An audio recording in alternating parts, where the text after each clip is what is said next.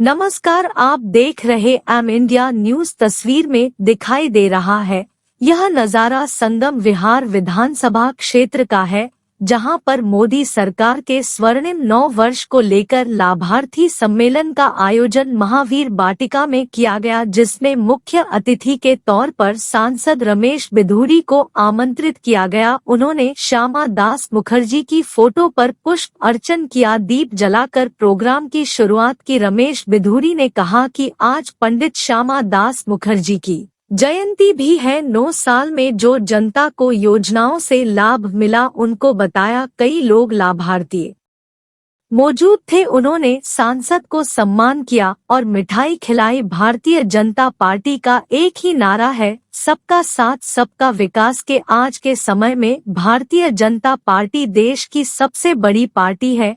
उनकी पार्टी हमेशा अंतिम व्यक्ति तक सरकार द्वारा दिया गया लाभ पहुंचाना चाहती है। पड़ा करता था, लेकिन मोदी जी ने आयुष्मान भारत कार्ड बनाने के बाद 5 लाख रुपए तक का हर गरीब का इलाज मुफ्त में किसी भी बड़ी से बड़े अस्पताल में आप करा सकते हैं। ये हम जहाँ के रहने वाले, हम बिहार के हैं, हरियाणा के, पंजाब, कहीं के भी हैं, हम वहां पूछेंगे लोगों से तो वहां पर आयुष्मान भारत कार्ड बने हुए हैं, जो मोदी साहब ने 2014 में सरकार बनने के बाद बनाए।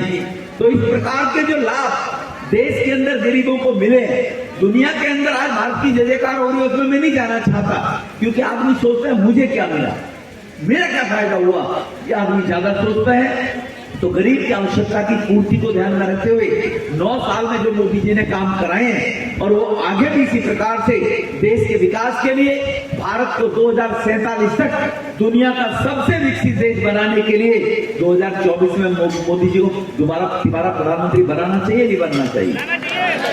बनाना चाहिए ना।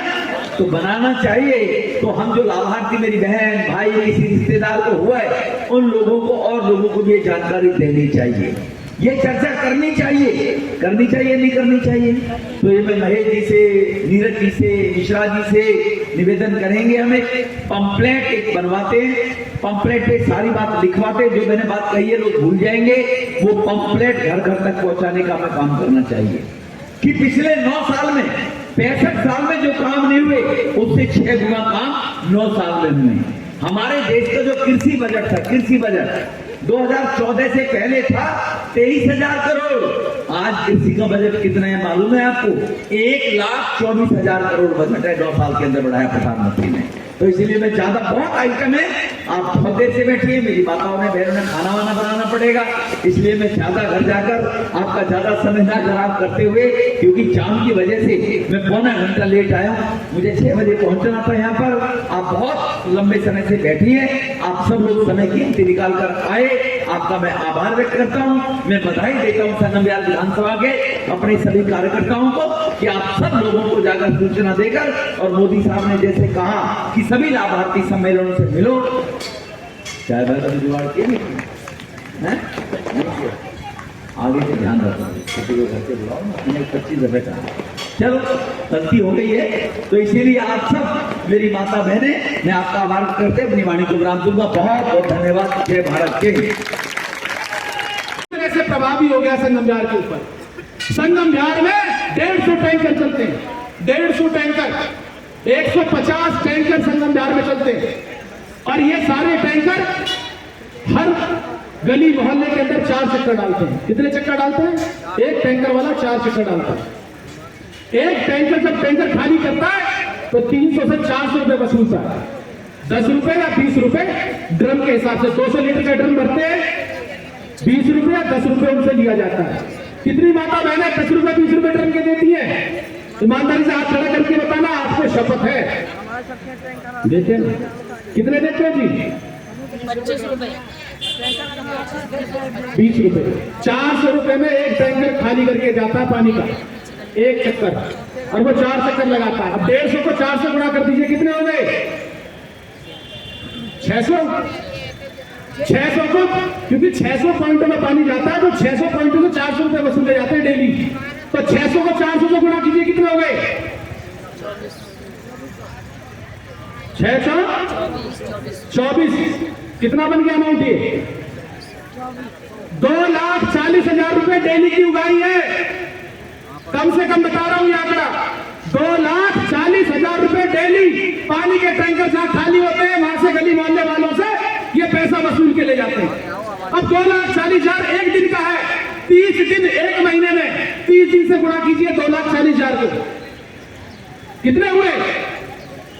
तिवारी जी आपका गणित क्या कहता है? 7 लाख।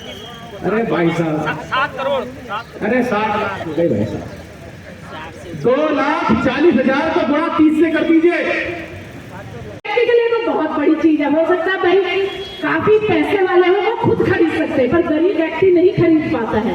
तो उस बिटिया के लिए बहुत अच्छी चीज थी और आज उसने 12वीं पास कर ली, तो मुझे बड़ी खुशी हुई कि कहीं ना कहीं उस माँ का बोझ भी हल्का हो गया और उसको ये साइकिल भी मिली।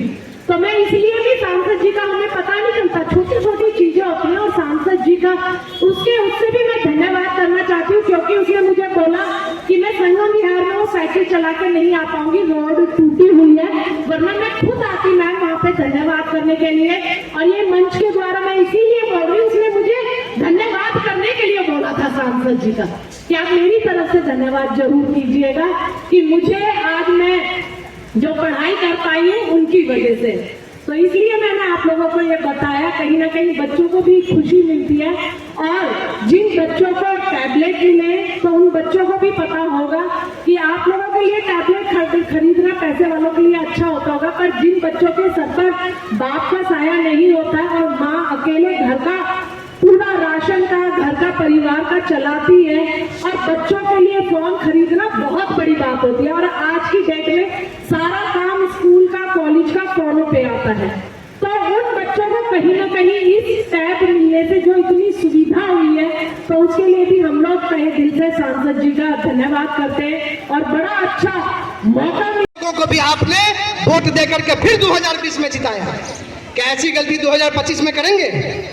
बोलिए करेंगे? जोर से नहीं बोल रहे, करेंगे?